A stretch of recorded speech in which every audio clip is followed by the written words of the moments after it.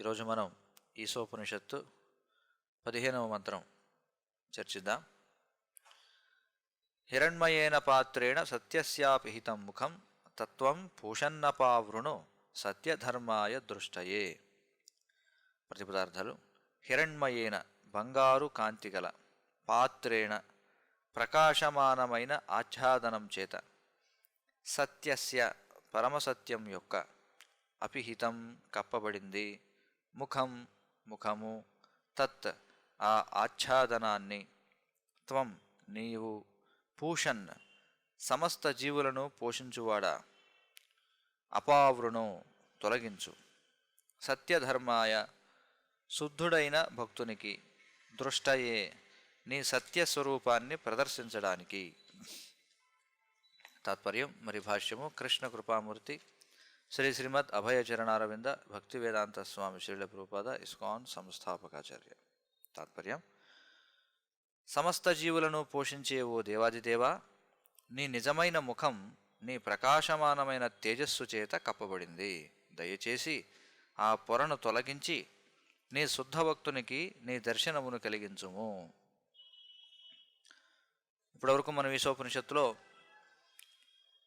1 నుండి 14వ మంత్రాల వరకు చర్చించాం.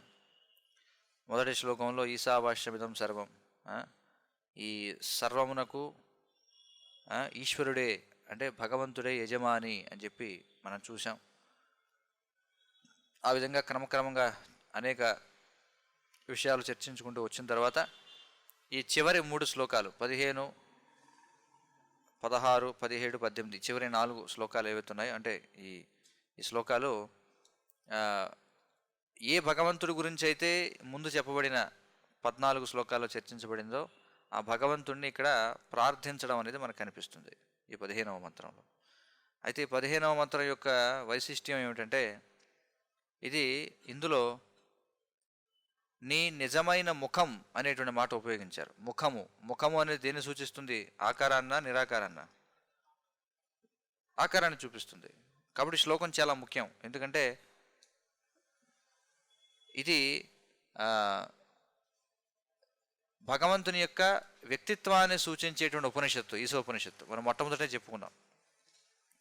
మిగిలిన ఉపనిషత్తులన్నీ కూడా చాలా వరకు భగవంతుని యొక్క నిరాకార తత్వంపై దృష్టి సారించినట్లయితే, ఈ 15వ ఈ ఈశోపనిషత్తు మాత్రం ఏం చేస్తుంది? భగవంతుని యొక్క సాకార తత్వాన్ని మనకి ప్రతిపాదిస్తుంది అనమాట.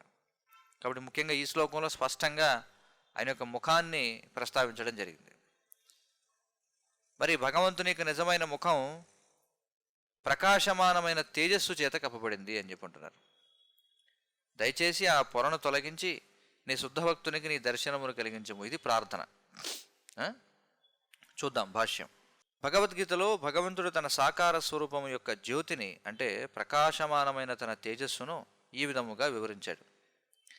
బ్రహ్మణోహి ప్రతిష్టాహం అమృతస్య వ్యయస్య చ శాశ్వతస్య చ ధర్మస్య ముఖస్యైకాంతికస్య చ అని చెప్పబడింది. ఎలాంటిదట అది? బ్రహ్మణోహి ప్రతిష్టాహం, అమృత అంటే అమరము, అమృతస్యావ్యయస్య అంటే అవ్యయస్య అంటే నాశనము కానిది. అమరము అంటే శాశ్వతమైనది, అనశ్వరము అంటే నాశనము కానిది, శాశ్వతమైనటువంటిది. ఇంకా శాశ్వతస్య చ ఇక్కడ చెప్పారు. ఇంకా ఉన్నారు ముఖస్యైకాంతికస్య చ, పరమానందమునకు సహజ స్థితియును అగు నిరాకార బ్రహ్మమునకు నేను మూలాధారము అని చెప్పి స్పష్టంగా చెప్తున్నాడు ఇక్కడ స్వామి.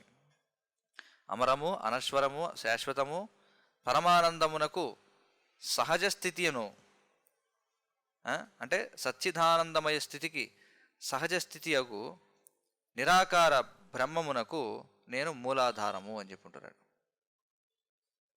స్పష్టంగా ఇక్కడ ఏం చెప్పబడింది? నేనే దానికి ఆధారాన్ని అంటున్నాడు.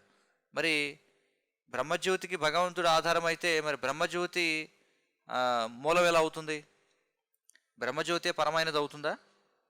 లేదు. దానికి ఆధారమైనటువంటిదే మూలమవుతుంది. కాబట్టి కృష్ణుడు స్వయంగా చెప్తున్నాడు. నేను అంటే ఇక్కడ ఎవరు? ద్విభుజ శ్యామసుందర శ్రీకృష్ణ భగవానుడు ఎవరైతే ఉన్నాడో ఆయనే ఈ నిరాకార బ్రహ్మము, ఈ బ్రహ్మజ్యోతి ఏదైతే ఉందో దానికి మూలము.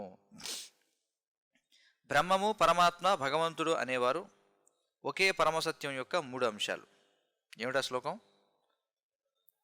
వదంతి తత్ తత్వవిదస్తత్వం యద్ జ్ఞానమద్వయం బ్రహ్మేతి పరమాత్మేతి భగవానితి శబ్ద్యతే. ఆరంభకుడు కూడా సులభంగా చూడగల అంశం బ్రహ్మము, అంతకంటే ఎక్కువ ప్రగతి సాధించిన వారు అనుభవించగలిగిన అంశం పరమాత్మ. భగవత్ సాక్షాత్కారం పరమసత్యం యొక్క పరమతత్వం. భగవానుడు భగవద్గీతలో ఈ విధముగా చెబుతున్నాడు, తానే పరమసత్యం యొక్క చరమాంశమని. మత్తః పరతరం నాణ్యత్ కించిదస్తి ధనంజయ మయి సర్వమిదం ప్రోతం సూత్రే మణిగణా ఇవ అని అంటున్నాడు. కాబట్టి శ్రీకృష్ణుడే బ్రహ్మజ్యోతికి నిధానము మరియు సర్వవ్యాపకమైన పరమాత్మ. తరువాత భగవద్గీతలో శ్రీకృష్ణుడు ఇంకనూ ఈ విధముగా వివరిస్తున్నాడు, అథవా బహునైతేన కిం జ్ఞాతేన తవార్జున విష్టభ్యాహమిదం కృత్స్నం ఏకాంశేన స్థితో జగత్ అని చెప్పి అంటున్నాడు. కాబట్టి మొట్టమొదట ప్రభుపాదుల వారు మనకి పరిచయం చేస్తున్నారు. అంటే పరతత్వానుభూతిలో ఉన్నటువంటి 3 దశలు ఏమిటవి అంటే బ్రహ్మము, పరమాత్మ, భగవాన్. బ్రహ్మము అంటే సర్వవ్యాపకమైనటువంటిది, అందరూ సులభంగా అనుభూతి చెందేది కదా. ఇది అందరూ సులభంగా అనుభూతి చెందగలరా లేదా అంటే మన కళ్ళకు కనిపించేటువంటిది బ్రహ్మము. ఇక తర్వాత హృదయస్థ పరమాత్మ, ఇది రెండవది. ఇక మూడవది ఏమిటి? ఈ సర్వవ్యాపక బ్రహ్మమునకు ప్రతి హృదయంలో కలిగినటువంటి పరమాత్మకు మూలమైనటువంటి భగవంతుడు. కాబట్టి ఈ మూడిట్లో ఈ పరతత్వం యొక్క చరమానుభూతి ఏమిటి అంటే అంతిమమైనటువంటిది ఏమిటి? ఈ మూడిట్లో భగవాన్. ఎందుకంటే స్వయంగా కృష్ణుడు కూడా భగవద్గీతలో ఏం చెప్తున్నాడు? మత్తః పరతరం నాణ్యత్, అంటే నాకంటే పైన ఇంకోటి లేదు. బ్రహ్మము, పరమాత్మ, భగవాన్. ఇక ఈ భగవంతుడు ఏం చెప్తున్నాడు? స్వయంగా నాకంటే పైన ఇంకోటి ఏమి లేదని చెప్పుకుంటున్నాడు. కాబట్టి అదే అంతిమమైనటువంటిది. కించిదస్తి ధనంజయ, కొద్దిగా కూడా ఏం లేదు. మయి సర్వమిదం ప్రోతం సూత్రే మణిగణా ఇవ. చూడండి, ఒక దారముపై ఈ మణులు అంటే ఈ ముత్యాలన్నీ కూడా ఎలాగైతే ఒక ముత్యాల దండ ఉంటుంది, ముత్యాల దండ, ఆ ముత్యాలన్నీ కూడా దేనిపై ఆధారంగా ఉంటాయి? దారముపై ఆధారపడి ఉంటాయి. దారము అని ఎందుకు వచ్చిందంటే ఆధారము కాబట్టి దారము అన్నారు దాన్ని. ఈ పూలమాల ఉంది, దీనికి ఏమిటి ఆధారమైంది? కనిపిస్తుందా? కనిపించట్లా, లోపల దారం కనిపించదు. కాబట్టి ఆ విధంగా ఆయన ఏమంటున్నాడు? సూత్రే మణిగణాయో మయి సర్వమిదం ప్రోతం. అన్నిటికీ అంతర్గతంగా ఆయన ఉండి ప్రతిదాన్ని కూడా నిలిపి ఉంచుతున్నాడు ఆయన.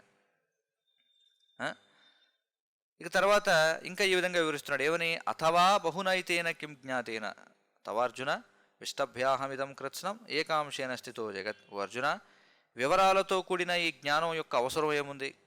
నా ఒక అంశతో నేను ఈ సర్వ విశ్వంలోనూ వ్యాపించి పోషిస్తూ ఉంటాను. ఏమిటది ఆ అంశం? ఎవరు? ఏ అంశం గురించి మాట్లాడుతున్నాడు? నా ఒక అంశంతో నేను ఈ సర్వ విశ్వంలోనూ వ్యాపించి పోషిస్తూ ఉంటాను. అంటే భగవంతుని యొక్క ఈ రూపాలు ఏవైతే ఉన్నాయో, క్షీరోదక సాయి విష్ణు. ఆయన ఎవరు? ఈ క్షీరోదక సాయి విష్ణు లేదా మహావిష్ణువు, కారణోదక సాయి విష్ణువు. ఆ కారణోదక సాయి విష్ణువు భగవంతుని యొక్క ఒక అంశం మాత్రమే, కానీ ఆయనే మొత్తం ఈ భౌతిక జగత్తునంతటికీ కూడా ఆధారభూతంగా ఉన్నాడు. కాబట్టి నువ్వు వివరాల్లోకి వెళుతున్నావు, అదంతా ఎందుకు? నా ఒక్క అంశే ఇదంతా చేస్తుందంటే నువ్వు ఊహించుకో. అంటే నువ్వు ఎలాగ వివరాలు తెలుసుకోలేవనే అర్థం. అదేనా ఇక్కడ చెప్పబడింది. కేవలం ఒక అంశ చేతనే మొత్తం ఇదంతా కూడా పోషిస్తున్నాను నేను. ఇక నా గురించి సవివరంగా నువ్వు ఎలా తెలుసుకుంటావు? ఎందుకంటే ఈ అంశనే అర్థం చేసుకోవడం చాలా కష్టం. అసలు ఈ భౌతిక ప్రపంచం ఎలా నడుస్తుందో తెలుసుకోవడం చాలా కష్టం. ఈ విధంగా తన ఒకే స్వ అంశతో సర్వవ్యాపకుడైన పరమాత్మ సమస్త జగత్ సృష్టిని కొనసాగిస్తున్నాడు. అలాగే ఆధ్యాత్మిక లోకాలను కూడా ఆయనే పోషిస్తాడు. అందుచేతనే శ్రీ ఈశోపనిషత్తులోని శృతి మంత్రంలో భగవంతుడు పరమపోషకుడైన పోషగా సంబోధింపబడ్డాడు. చూడండి, ఈ కారణోదక సాయి విష్ణు మహావిష్ణువు ఆయన మొత్తం భౌతిక జగత్తునే పోషిస్తున్నాడు. ఇక ఆయన ప్రతి బ్రహ్మాండంలోకి గర్భోదక సాయి విష్ణువుగా ప్రవేశించి ఆ బ్రహ్మాండాన్ని పోషిస్తున్నాడు. మళ్ళీ ఆయనే క్షీరోదక సాయి విష్ణువుగా అండాంతరస్థ పరమాణు చేయంతరస్థం, ప్రతి పరమాణువులోకి ప్రతిదానికి కూడా పరమాత్మగా ఉండి సర్వాన్ని కూడా పోషిస్తున్నాడు. ప్రతి జీవికి పరమాత్మ ఎవరు అంటే క్షీరోదక సాయి విష్ణు. ఈ బ్రహ్మాండానికి పరమాత్మ ఎవరంటే గర్భోదక సాయి విష్ణు. ఈ భౌతిక ప్రపంచానికి పరమాత్మ ఎవరంటే కారణోదక సాయి విష్ణు. మొత్తం సకల సృష్టికి పరమాత్మ ఎవరంటే స్వయంగా శ్రీకృష్ణ భగవానుడు. అందుకే ఆయనే పోషిస్తున్నాడు. కాబట్టి ఇక్కడ ఏమన్నారంటే పోష అని సంబోధించబడ్డట్ల శ్లోకంలో చూడండి, పోషన్న పావురును అని చెప్పి అన్నారు. పోషన్ అంటే సమస్త జీవులను పోషించువాడా అని చెప్పి అర్థం. దేవాది దేవుడైన శ్రీకృష్ణుడు ఎప్పుడు దివ్యానందంలో ఉంటాడు. అయితే ఇక్కడ పోష అనేటువంటి పదాన్ని మరికొంత మనం చూసినట్లయితే పోషణనిచ్చేటువంటి వాడే పూష. పూష అంటే పరమాత్మ అని అర్థం. మరి పరమాత్మ ఏ విధంగా మనల్ని పోషిస్తున్నాడు? శరీరానికి ఆధారం ఆత్మ, అవునా? మరి ఆ ఆత్మకి ఆధారం ఎవరు? పరమాత్మ. ఆత్మకి కూడా ఆత్మ ఎవరంటే పరమాత్మ. ఆయన లేకపోతే ఆత్మ పనిచేయదు. కాబట్టి ఇంద్రియాలు ఏవి కూడా పనిచేయవు, భౌతిక శక్తులు ఏవి పనిచేయలేవు.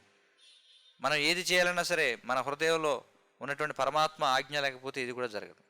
ఉపద్రష్టానుమంతాచ చూడండి, ప్రతిది కూడా మన ఆహారం స్వీకరించాలంటే ముందు ఇంద్రియాలు పనిచేయాలి. ముందు అసలు శరీరం పనిచేస్తేనే కదా ఏదైనా చేయగలం మనం. కర్మేంద్రియాలు జ్ఞానేంద్రియాలు పనిచేయాలంటే పరమాత్మ నియంత్రిస్తాడు. వాటి ద్వారా మనం ఏదన్నా ఆహారాన్ని స్వీకరించినా అది మళ్ళీ జీర్ణం కావాలంటే ఆయన జఠరాగ్ని రూపంలో సహాయం చేయాలి. అంటే ప్రతిదీ కూడా ఆయన పైన ఆధారపడి ఉంది. మరి ఇక్కడ కృష్ణుడు ఎప్పుడు కూడా దివ్యానందంలో ఉంటాడు. ఆనందమయోభ్యాసాత్ అన్నారు. 5000 ఏండ్ల క్రిందట బృందావనంలో ఆయన అవతరించినప్పుడు తన బాల్య లీలల ప్రారంభ దశ నుండి ఆయన దివ్యానందంలోనే మునిగి ఉన్నాడు. అఘాసురుడు, బకాసురుడు, పూతన, ప్రలంభాసురుడు మొదలైన వారిని చంపడం ఆయనకు వినోద కృత్యాలు మాత్రమే. బృందావన గ్రామంలో ఆయన తన తల్లితో, అన్నతో, స్నేహితులతో ఆనందం అనుభవించాడు. వెన్న దొంగగా చిలిపి పాత్రను అభినయించినప్పుడు ఆయన దొంగతనం వల్ల అనుచరులందరూ దివ్యానందమును అనుభవించారు. వెన్నను దొంగలించడం ద్వారా భగవంతుడు తన శుద్ధ భక్తులకు ఆనందం కలిగించాడు. కనుక అతని వెన్న దొంగతనం, నవనీత చోరత్వం నిందించదగినది కాదు. భగవంతుడు బృందావనంలో చేసిన లీలలన్నీ తన అనుచరుల సంతోషం కోసం చేశాడు. పరమసత్యాన్ని కనుగొనడానికి శుష్క తర్కాన్ని అవలంబించేవారిని, హఠయోగ విధానం అనే పేరుతో గారడీ విద్యలను చేసేవారిని ఆకర్షించడానికే భగవంతుడు ఈ లీలలను ప్రదర్శించాడు. చూడండి, ఎందుకోసం భగవంతుడు ఈ లీలలు ప్రదర్శించాడట? ఆకర్షించడం కోసం. నిరాకారమైనది ఆకర్షించే అవకాశం ఉందా? నిరాకారమైనది, ఆకారం లేనిదే మీకు ఎలా ఆకర్షిస్తుంది చెప్పండి. ఉదాహరణకు మీరు చిదంబర క్షేత్రానికి వెళ్ళారనుకో. తమిళనాడులో చిదంబరం అనేటువంటి క్షేత్రం ఉంది. అక్కడ ఆ ఆలయం యొక్క విశిష్టత ఏమిటంటే అక్కడ శివకేశవులు ఇద్దరు కూడా ఉంటారనమాట. అంటే ఇక్కడ శివుడు ప్రపంచ ప్రఖ్యాతిగాంచిన నటరాజు రూపంలో పూజలు అందుకుంటూ ఉంటాడు. అదే మందిరంలో ఈ శయనమూర్తిగా విష్ణువు కూడా దర్శనమిస్తాడు. అంటే వైష్ణవులు, శైవులు ఇద్దరికి కూడా చిదంబర క్షేత్రం అనేది చాలా ముఖ్యం అన్నమాట. అయితే అక్కడ ఉన్నటువంటి శివుడు 3 రూపాల్లో అర్చించబడుతూ ఉంటాడు. మొదటిది మధ్యలో ఉంటుంది, రెండవది ఎడం పక్కన ఉంటుంది, 3వ రూపం కుడి పక్కన ఉంటుంది. మధ్యలో ఉండే మొదటి రూపం ఏమిటంటే నటరాజు రూపం అన్నమాట. దానికి కుడి పక్కన 3వ రూపం ఏదైతే ఉందో అది స్వయంగా శివుడు శంకరాచార్యుల వారికి ఇచ్చినటువంటి ఈ స్ఫటికలింగం ఒకటి ఉంటుంది అనమాట. స్ఫటికలింగం, అలాగే చాలా విలువైనటువంటి మరొక నటరాజు రూపం చిన్నది ఉంటుంది, అది కుడి పక్కన పూజించబడుతుంది. ఎడమ పక్కన వెళితే అక్కడ భగవంతుని యొక్క అవ్యక్తమైనటువంటి రూపం ఉంటుంది, దాన్ని ఆకాశలింగం అని అంటారు. అవ్యక్త రూపం. మీరు ఆ రూపాన్ని చూడాలంటే అక్కడ ఉన్నటువంటి పూజారులకి కొంచెం విరాళం ఇవ్వాలన్నమాట. దాన్ని చిదంబర రహస్యం అంటారు. మీరు అన్నారు ఎప్పుడన్నా ఏదన్నా రహస్యం ఉంటే దాన్ని ఏమంటారు? చిదంబర రహస్యం అంటారు. రహస్యం అంటే ఏమిటి? ఎవరికి తెలియనిదే కదా రహస్యం. ఏమిటి రహస్యం అని అందరూ కూడా ఏం చేస్తారంటే పూజారికి అక్కడ 10 రూపాయల టికెట్ ఏదో ఉంటుంది, తీసుకుని వెళితే అక్కడ తెర తీస్తారు, వ్యక్తిగతంగా తీసుకెళ్ళి చూపిస్తారు, ఏమీ ఉండదు అక్కడ. అదే రహస్యం. ఏమిటది? భగవంతుని యొక్క అవ్యక్త రూపం. అది అవ్యక్త రూపం కాదు, భగవంతుని యొక్క నిరాకార తత్వం అనమాట. కాబట్టి అందరూ అక్కడికి వెళ్తారు. కనీసం ఎవరు కూడా ఒక క్షణంన్నర కూడా అక్కడ ఉండరు అనమాట. ఏముంది అక్కడ? ఏం చూడడానికి ఏం లేదు. ఊరికి తెర తీస్తారు, ఏముండదు అక్కడ. అక్కడ ఎవడో దండం పెట్టడు, అక్కడ ఎవడో పువ్వులు వేయడు, అక్కడ ఎవడో పూజ చేయడు, ఎవరు ప్రణామం చేయరు, ఎవరు ప్రార్థన చేయరు, ఎవరు కీర్తన చేయరు.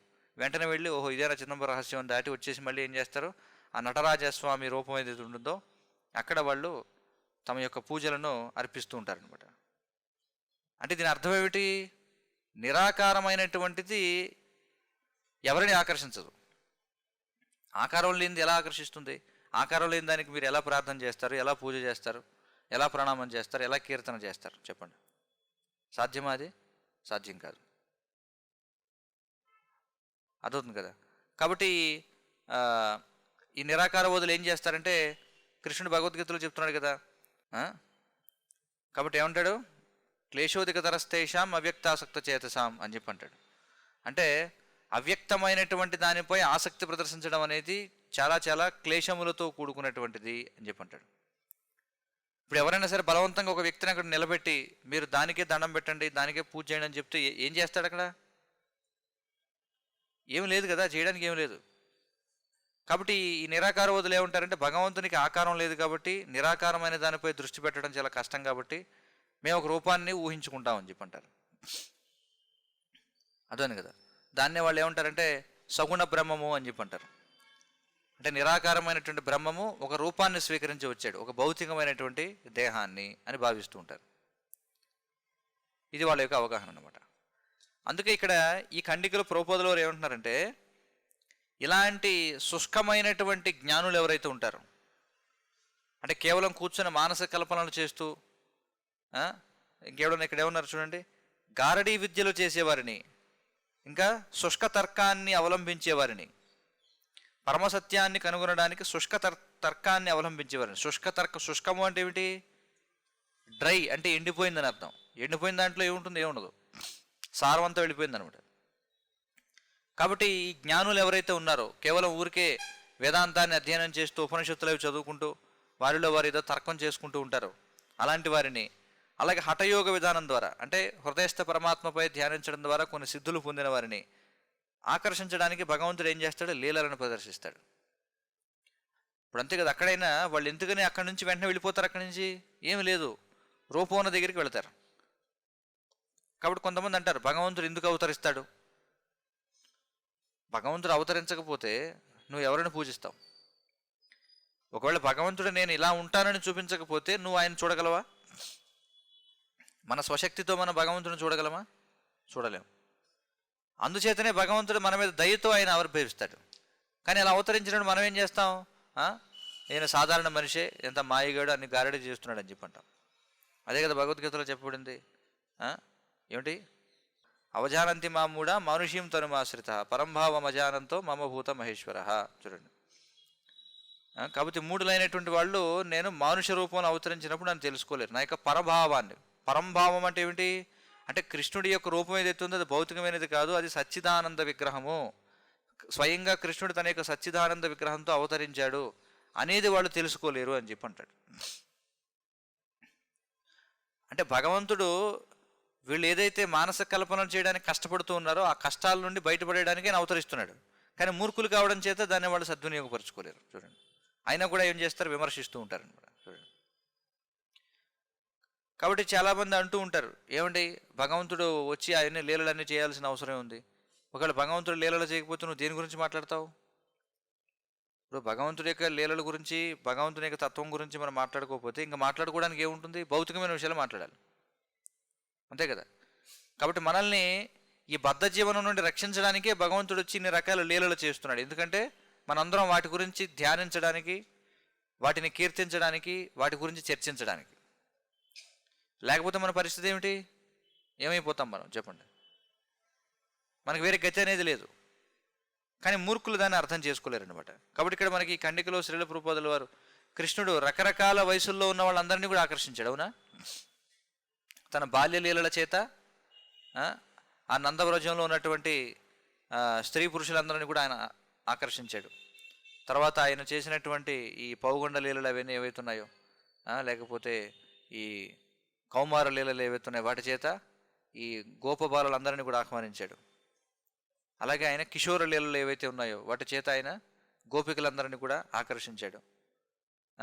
అలాగే రకరకాల జీవులు ఆయనకు ఆకర్షించబడ్డాయి. ఆవులు, యమునా నది, చెట్లు, నెమళ్ళు, జింకలు, మొత్తం అన్నీ కూడా. అంటే కృష్ణుడు చూడండి, కృష్ణ అంటే అర్థం ఏమిటి? కృష్ణ అంటే సర్వాకర్షకుడు అని చెప్పి, అంటే ఆకర్షించి ఆనందాన్ని ఇచ్చేవాడు అని అర్థం. అంటే కృష్ అంటే ఆకర్షించడానికి సంబంధించి, నా అనేటువంటి దేన్ని దివ్యమైన ఆనందాన్ని ఇచ్చేటువంటి వాడు, అంటే ఆకర్షించి దివ్యమైన ఆనందాన్ని ఇచ్చేటువంటి వాడిని కృష్ణ అని చెప్పన్నారు. కాబట్టి ఆయన సకల జీవులను ఆకర్షించాడు కృష్ణుడు. చూడండి, నిరాకారవాదులను, సాకారవాదులను, ఈ శుష్క వేదాంతులైనటువంటి వాళ్ళను, జ్ఞానులను, అసురులను, అందరినీ, ప్రతి ఒక్కరిని కూడా ఆయన ఆకర్షించాడు. కాబట్టి అందుకే కృష్ణ అంటే సర్వాకర్షకుడు అని అర్థం. మరి పరతత్వం అనేది సర్వాకర్షణీయమైనది కాకపోతే దాని పట్ల ఎవరు ఆకర్షితులు అవుతారు చెప్పండి? రూపం లేని దానికి ఎవరు కూడా ఆకర్షితులు కారు. అందుచేత ఇది మనం అర్థం చేసుకోవాలి. భగవంతునికి ఆటపాటలలో ఆయన స్నేహితులైన గోపబాలురకు సంబంధించిన బాల్య క్రీడలను గురించి శ్రీమద్భాగవతంలో సుఖదేవ గోస్వామి ఇలా వర్ణించారు. ఇత్తం సతాం బ్రహ్మ సుఖానుభూత్య దాస్యం గతానాం పరదైవతేన మాయాశ్రితానాం నరదారకేణ సాకం విజహృహు కృతపుణ్యపుంజాహ అని చెప్పన్నారు. ఏమన్నారు చూడండి, జ్ఞానుల చేత బ్రహ్మానందంగా దర్శించబడినవాడు, దాస్యభావంలో గల భక్తుల చేత దేవాది దేవుడిగా ఆరాధింపబడినవాడు, లౌకికుల చేత సామాన్య మానవుడిగా భావించబడినవాడు అయిన దేవాది దేవుడు అనేక పుణ్యకార్యాలను ఆచరించిన తరువాత తన సాహచర్యాన్ని పొందిన గోపబాలకులతో క్రీడించాడు. చూడండి ఎంత చక్కగా చెప్పారు, చాలా ముఖ్యమైన శ్లోకం ఇది. జ్ఞానులు ఏం చేస్తారు? ఆ పరమసత్యాన్ని బ్రహ్మానందంగా దర్శిస్తారట. బ్రహ్మానందం అంటే ఏమిటి? దీన్ని బ్రహ్మానందం అంటారు. ఇప్పుడు ఈ భౌతిక ప్రపంచంలో మనం ఈ భూమి మీద నుంచి బయలుదేరామనుకోండి, బయలుదేరితే మనకి పైన బ్రహ్మలోకం వరకు లోకాలు ఉంటాయి. అవన్నీ దాటిన తర్వాత మనం ఈ ఆకాశంలో ప్రయాణించిన తర్వాత ఈ పొరల దగ్గరికి వెళతాం. అంటే ఈ బ్రహ్మాండం మందంగా ఉన్నటువంటి పొరల చేత కమ్మివేయబడి ఉంటుంది కదా, ఆ పొరల దగ్గరికి వెళతారనమాట. ఆ పొరలలో ఒక్కొక్కటి దాటుకుంటూ చివరికి ప్రధానం అనేటువంటి దగ్గరికి వెళతారు. ఆ ప్రధానం అనేది ఎలా ఉంటుందంటే నీలి రంగులో ఉండే చీకటి. చూడండి, మనకి ఇక్కడ చీకటి ఎలా ఉంటుంది? నల్లగా ఉంటుంది. కానీ ప్రధానం అనేది నీలి రంగులో ఉండే చీకటి అనమాట. ఇంకా అదే చివరి పొర. అక్కడికి వెళ్ళిన తర్వాత బ్రహ్మజ్యోతి దర్శనమిస్తుంది అనమాట. ఈ జ్ఞానులైన వాళ్ళు ఎక్కడి వరకు వెళ్తారంటే అక్కడ వరకు వెళ్తారు. ఈ ప్రధానం వరకు వెళ్ళి అక్కడ బ్రహ్మజ్యోతిని దర్శిస్తారు. బ్రహ్మజ్యోతిని దర్శించి ఇంకా వాళ్ళు ఓహో మనం శాశ్వతమైనటువంటి వాళ్ళం, ఇక మనకి జన్మ మృత్యు జరావ్యాధులు లేవు అనేటువంటి ఈ బ్రహ్మానందాన్ని దర్శిస్తారనమాట. అంటే ఆ బ్రహ్మమును చూడగానే వారికి ఆనందం వస్తుంది. ఎందుకని అంటే భగవత్ సేవ వల్ల వచ్చే ఆనందం కాదు అది, జన్మ మృత్యు జరావ్యాధుల నుండి మనం బయటపడ్డాం అనేటువంటి ఆనందం అన్నమాట. కాబట్టి ఈ జ్ఞానుల చేత బ్రహ్మానందంగా దర్శించబడేవాడు ఎవరు? కృష్ణుడే. వాళ్ళకి అక్కడ ఏం కనిపిస్తుందంటే కేవలం వెలుగే, ఇంకేం కనిపించదు. చూడండి, అందుకే ఉపనిషత్తుల్లో మనం చూస్తే ఎన్నో చోట్ల ఈ వెలుగుని కీర్తిస్తారనమాట. ఆ స్వచ్ఛమైనటువంటి నిర్మల స్ఫటికాకృతి. చూడండి, నిర్మలమైనటువంటి స్ఫటిక అంటే ఎలా ఉంటుంది? చక్కగా తెల్లగా ఉంటుందన్నమాట, ఎలాంటి మలినం అనేది లేకుండా. కాబట్టి మీకు చూడండి, రకరకాల ఆధ్యాత్మిక సంస్థలు వాళ్ళ గుర్తులు ఉంటాయి కదా, ప్రతి ఒక ఎంబ్లం ఉంటుంది, ఒక సంకేతం ఉంటుంది కదా వాళ్ళకి. మీకు ఎక్కడెక్కడైతే ఈ విధంగా కిరణాల్లాగా లేకపోతే సూర్యుడిలాగా చూపిస్తున్నారో దాని అర్థం వాళ్ళందరూ కూడా నిరాకార వాదాన్నే స్వీకరిస్తున్నారని అర్థం అన్నమాట. అర్థమవుతుంది కదా. కాబట్టి వీళ్ళు మరి ఆ బ్రహ్మానందం అనేది పొందుతారు వాళ్ళు, ఎందుకంటే ఆత్మస్థితిలో ఉంటారు కాబట్టి బ్రహ్మానందాన్ని పొందుతారు. ఎందుకంటే వాళ్ళు భగవంతునికి అంగకాంతి. బ్రహ్మజ్యోతి అంటే ఏమిటి? భగవంతుని యొక్క శరీర కాంతి. దానిని చూసి వాళ్ళు ఆనందంగా ఉంటారనమాట. దాన్ని ఏమన్నారంటే బ్రహ్మానందము అని చెప్పన్నారు. దాస్యభావంలో గల భక్తుల చేత దేవాది దేవుడుగా ఆరాధింపబడినాడు. చూడండి, అంటే కేవలం నేను శరీరం కాదు అని తెలుసుకుంటే సరిపోదు. సరే నువ్వు ఆత్మవి, మరి ఆత్మ చేయవలసిన పని ఏమిటి? ఆత్మ ఎవరు అంటే భగవంతుని యొక్క అంశ, భగవంతుని యొక్క సేవకుడు. కాబట్టి దాస్యభావంలో గల భక్తుల చేత దేవాది దేవుడిగా ఆరాధింపబడినవాడు. చూడండి, ఎందుకంటే దాస్యం తర్వాత ఏమిటి? సఖ్యం, అంటే భగవంతుడిని స్నేహితుడిగా దర్శించడం. చూడండి, లౌకికుల చేత సామాన్య మానవుడిగా భావింపబడినవాడు ఎవరు? లౌకికులు అంటే మూఢులు అన్నమాట. అయిన దేవాది దేవుడు అనేక పుణ్యకార్యాలను ఆచరించిన తరువాత తన సహచర్యాన్ని పొందిన గోపబాలుకులతో క్రీడించాడు. కాబట్టి అలాంటి భగవంతుడు ఆయన స్వయంగా గోపబాలులతో క్రీడిస్తున్నాడట. మరి అలా క్రీడించడానికి వాళ్ళు ఏ అర్హత ఉందనే వాళ్ళు క్రీడిస్తున్నారు ఇక్కడ చెప్పారు. ఏమిటది? అనేక జన్మలు. చూడండి, కృతపుణ్య పుంజాహ అని చెప్పున్నారు. కృతపుణ్య పుంజాహ అంటే ఎన్నో జన్మల్లో వాళ్ళు పుణ్యం చేసుకున్నారట. చూడండి, మనకి భగవద్గీతలో శ్లోకం ఉంది. ఏమిటది? తే ద్వంద్వమోహ వినిర్ముక్త భజంతే మాం దృఢవ్రతాహ. ఏమిటది మొదటి శ్లోకం? ఎవరైతే పాపపుణ్యముల నుండి బయటపడతారో, ఎవరైతే పూర్వ పాపఫలములన్నిటి నుండి కూడా బయటపడి ఎన్నో జన్మల పాటు పుణ్యకార్యాలు చేస్తారో వాళ్లే భగవంతునితో సంబంధాన్ని ఏర్పాటు చేసుకోగలరు అని చెప్పన్నారు. అంటే భక్తియుత సేవలో నిలకడ ఉండాలి అంటే ఏం కావాలి? ఏముండాలంటే పాపకార్యాల నుండి పూర్తిగా బయటపడిన వాడు మాత్రమే భక్తియుత సేవలో నిలకడగా ఉండగలడు. ఆ శ్లోకం మొదటి పంక్తి ఏమిటి?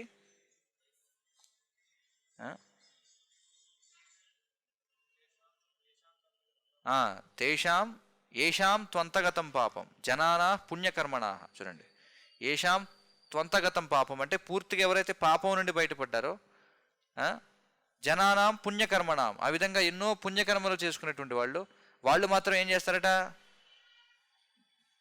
భజంతే దృఢవ్రతా. చూడండి, స్థిరంగా వాళ్ళు భక్తియుత సేవలో నెలకొని ఉంటారని చెప్పడం జరిగింది. కాబట్టి అదే ఇక్కడ మనకి ఈ ప్రకటన దాన్ని బలపరుస్తుంది అనమాట. తర్వాత ఈ విధంగా భగవంతుడు తన నిత్య అనుచరులతో శాంత దాస్య సఖ్య వాత్సల్య మాధుర్యాది భావాలతో ప్రేమపూరితమైన లీలలలో నిమగ్నుడయ్యాడు. చూడండి కదా, కృష్ణుడు వచ్చినప్పుడు ఆయన బ్రహ్మజ్యోతిగా దర్శనం ఇచ్చాడా? లేదు. ఎలా దర్శనం ఇచ్చాడు? సంబంధాన్ని పొందాడు ఆయన. వివిధ రకాల భక్తులు ఆయనతో సంబంధాన్ని పెట్టుకున్నారు. శాంతరసంలో ఉన్న అనుచరులు ఎవరు ఆయనకి? శాంతరసంలో ఉన్నటువంటి వాళ్ళు ఆవులు, అక్కడ ఉన్నటువంటి యమునా నది, చెట్లు, లేళ్ళు, ఇవన్నీ కూడా ఏంటంటే శాంతరసం అన్నమాట. అలాగే దాస్యరసంలో ఎవరున్నారు? అర్జునుడు సఖ్యరసం, హనుమంతుడు, ఇంకా తర్వాత ఇంకా మనకి భాగవతంలో వస్తాయి వాళ్ళ పేర్లు, రక్తక, ఇలా కొన్ని పేర్లు వస్తాయన్నమాట. సఖ్యరసంలో అర్జునుడు, సుధాముడు, ఉద్ధవుడు, వీళ్ళందరూ కూడా సఖ్యరసం అన్నమాట. వాత్సల్య రసంలో దేవకి వసుదేవులు, యశోదానందనులు, ఇక బృందావనంలో ఉన్నటువంటి పెద్ద పెద్దవారు ఎవరెవరుతున్నారో వారు కూడా. మాధుర్యాది భావాలు అంటే గోపికలు, శ్రీమతి రాధారాణి, వీళ్ళందరూ కూడా. భగవంతుడు బృందావన ధామాన్ని ఎప్పుడు విడిచిపెట్టడని చెప్పబడి ఉండడం వల్ల సృష్టి వ్యవహారాలను ఆయన ఎలా నిర్వహిస్తాడని ఎవరైనా ప్రశ్నించవచ్చును. దీనికి సమాధానం భగవద్గీతలో కలదు. భగవంతుడు తన పురుష అవతారం అనే సంపూర్ణ అంశంతో సర్వ భౌతిక ప్రపంచంలోనూ వ్యాపించి ఉంటాడు. భగవంతునికి భౌతిక సృష్టి స్థితిలయలతో స్వయంగా ఎలాంటి సంబంధం లేకపోయినప్పటికీ పరమాత్మ అనబడే తన సంపూర్ణాంశ చేత ఆయన ఈ కార్యాలన్నిటినీ చేయిస్తాడు. ప్రతి జీవిని ఆత్మ లేక జీవాత్మ అంటారు. ఈ జీవాత్మలను నియమించే ప్రధానమైన ఆత్మే పరమాత్మ. ఇంతకుముందు కూడా మనం చర్చించుకున్నాం. కాబట్టి ఏం చెప్తారంటే పదం వృందావనం పరిత్యజ్య పదం ఏకం న గచ్చేత్ అని చెప్పంటారు. అంటే భగవంతుడు కృష్ణుడు బృందావనాన్ని విడిచిపెట్టి ఒక్క అడుగు కూడా బయటికి వేయడట. మరి ఇదేమిటి? ఆయన ఒక్క అడుగు కూడా బయటికి వేయకుండా సృష్టి కార్యాలను ఎలా జరుగుతున్నాయి? అదే భగవంతుడు అంటే. ఆయన ఏం చేస్తాడు? బృందావనంలో ఉంటూనే ఆయన తన యొక్క స్వాంశగా విస్తరించి సకల జగత్తును ఆయన పోషిస్తూ ఉంటాడు. మొట్టమొదటి కృష్ణుడు ఎలా విస్తరిస్తాడు? బలరాముడిగా. బలరాముడి నుంచి మొదటి చతుర్వ్యూహం వస్తుంది. సంకర్షణ, ప్రద్యుమ్న, అనిరుద్ధ, వాసుదేవులు. అందులో ఉన్న సంకర్షణుడి నుండి వైకుంఠనారాయణుడు, వైకుంఠనారాయణుడి నుంచి మళ్ళీ ద్వితీయ చతుర్వ్యూహం, అందులో ఉన్నటువంటి మళ్ళీ వాసుదేవుడి నుంచి ఎవరు వస్తారు? ఈ కారణోదక సాయి విష్ణు, మహావిష్ణువు. ఆ మహావిష్ణువు నుండి మళ్ళీ గర్భోదక సాయి విష్ణు, ఆయన నుంచి మళ్ళీ క్షీరోదక సాయి విష్ణు, ఇలాగా మొత్తం అంతా కూడా సృష్టి కార్యం అంతా కూడా నడపబడుతుంది. కాబట్టి ఆయన ప్రత్యేకించి ఏమీ చేయాల్సినటువంటి అవసరం లేదు. అందుకే నతస్య కార్యం కరణం చ విద్యతే అని చెప్పన్నారు. ఆయనకి చేయవలసినటువంటి కార్యం ఏదీ లేదు. మరి ఆయన ఏం చేస్తుంటాడు? చక్కగా పిల్లను గురువు వాయిస్తూ ఆయన సురభిరభిపాలయంతం. చూడండి, సురభి గోవులను ఆయన పాలిస్తూ ఉంటాడు అని చెప్పారు. కాబట్టి భగవంతుని యొక్క అత్యున్నతమైనటువంటి రూపం ఏమిటంటే గోలోకంలో ఉన్నటువంటి శ్రీకృష్ణ భగవానుడు. ఇక దానితో అంతం అన్నమాట, ఇంకా దానికంటే పైన ఇంకేమిటి లేదు. మనం బృహత్ భాగవతామృతంలో చూస్తే ఒక గోపబాలుడు ఏం చేస్తాడంటే ఇక్కడ నుంచి తన యొక్క ప్రయాణాన్ని ప్రారంభిస్తాడు. ప్రయాణాన్ని ప్రారంభించినప్పుడు భూమి నుండి మొట్టమొదట బ్రహ్మలోకానికి వెళతాడు. బ్రహ్మలోకం నుంచి ఈ ఆకాశాన్ని దాటుకుని ఈ పొరలకు వెళతాడు. ఈ పొరలని దాటుకున్న తర్వాత ప్రధానాన్ని చేరుకుంటాడు. ప్రధానాన్ని దగ్గరికి వెళ్ళిన తర్వాత ఆ యొక్క బ్రహ్మ తేజస్సును చూస్తాడు. ఆ బ్రహ్మ తేజస్సును దాటిన తర్వాత వైకుంఠ లోకాలు ఉంటాయి. వైకుంఠ లోకాలకు వెళ్ళిన తర్వాత అవి దాటితే అయోధ్య వస్తుంది, శ్రీరామచంద్ర భగవానుడు అనేటువంటి ధామం. ఈ అయోధ్య తర్వాత ద్వారక ఉంటుంది, ద్వారక తర్వాత మధుర ఉంటుంది, మధుర తర్వాత వృందావనం ఉంటుంది. అదవుతుంది కదా. ఆ వృందావనం కంటే ఇంకా ఉన్నతమైన దేవులి కూడా లేదు. అయితే ఆ వృందావనంలో మళ్ళీ ఏమిటి, వృందావనంలో మళ్ళీ గోవర్ధనగిరి పర్వతం, అది ఇంకా ముఖ్యమైనది. దానికంటే కూడా ముఖ్యమైనది ఏమిటంటే చివరికి రాధాకుండం. చూడండి, ఈ విధంగా కింద నుంచి పైకి ఇంకా అంతకుమించి ఏం లేదన్నమాట, అక్కడితో ఫుల్ స్టాప్. అదవుతుంది కదా. అయితే మనం ఈ బ్రహ్మ సంహితలో మనం చూస్తే చూడండి, బ్రహ్మ సంహితలో ఇది ఏమిటి, బ్రహ్మ సంహిత అనేది బ్రహ్మదేవునికి కలిగినటువంటి గోలోక దర్శనం, అంతే కదా. బ్రహ్మదేవుడు దర్శిస్తాడు శ్రీకృష్ణ భగవానుడిని, ఆయన యొక్క ధామాన్ని.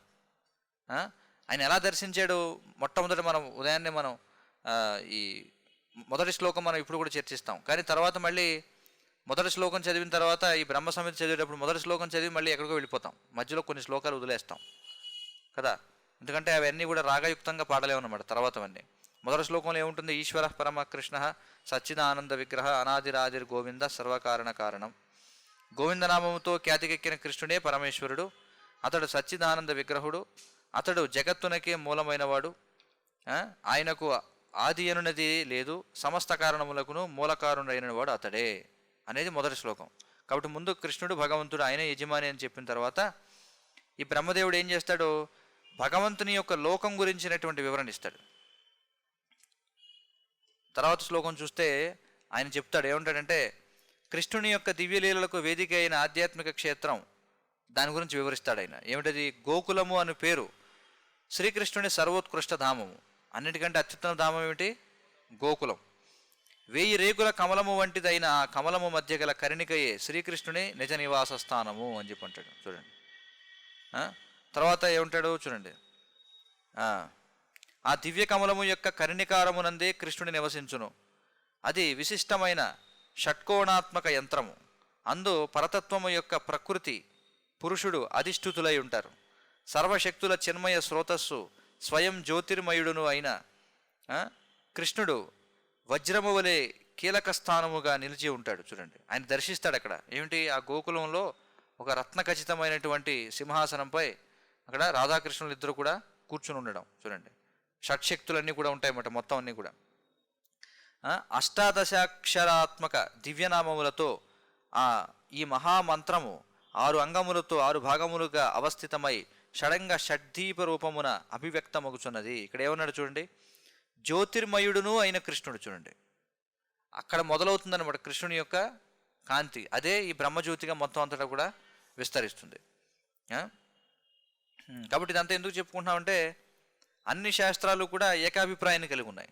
భగవద్గీతలో ఏదైతే చెప్పబడిందో, భాగవతంలో ఏదైతే చెప్పబడిందో, ఈశోపనిషత్తులో కూడా అదే చెప్పబడింది, అదే బ్రహ్మదేవుడు దర్శించింది కూడా. ఇందులో ఏ వ్యత్యాసం ఏమీ లేదన్నమాట.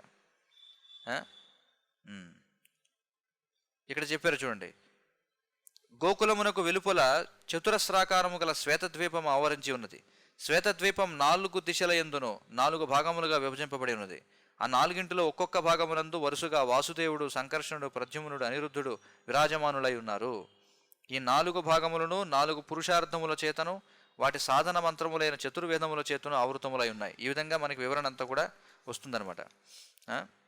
తర్వాత చూడండి,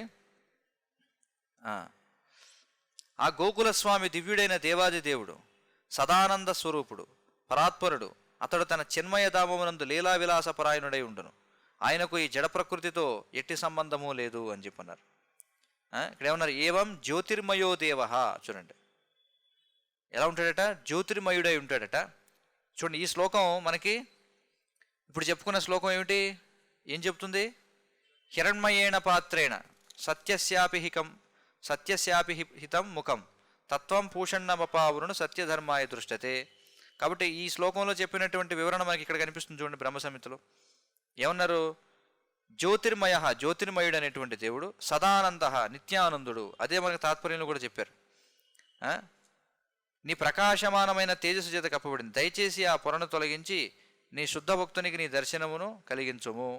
మనకి ఇదే భగవద్గీతలో శ్లోకం ఉంది చూడండి, బ్రహ్మణోహి ప్రతిష్టాహం. అందులో ఏమన్నారు? అమరము, అనశ్వరము, శాశ్వతము, పరమానందమునకు సహజ స్థితి అగు నిరాకార బ్రహ్మమునకు నేను మూలాధారము అని చెప్పుకుంటున్నాడు.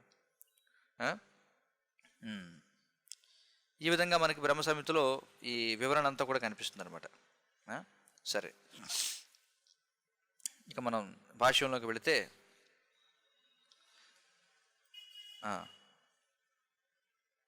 భగవంతుడు బృందావన ధామాన్ని ఎప్పుడు విడిచిపెట్టాడని చెప్పబడి ఉండడం వల్ల సృష్టి వ్యవహారాలను ఆయన ఎలా నిర్వహిస్తాడని ఎవరైనా ప్రశ్నించవచ్చు. దీని గురించి చర్చించాం మనం. ఎలా నిర్వహిస్తున్నాడు ఆయన? తన యొక్క అంశాల చేత ఇవన్నీ కూడా జరుగుతున్నాయి. భగవత్ సాక్షాత్కార విధానం ఒక గొప్ప శాస్త్రం.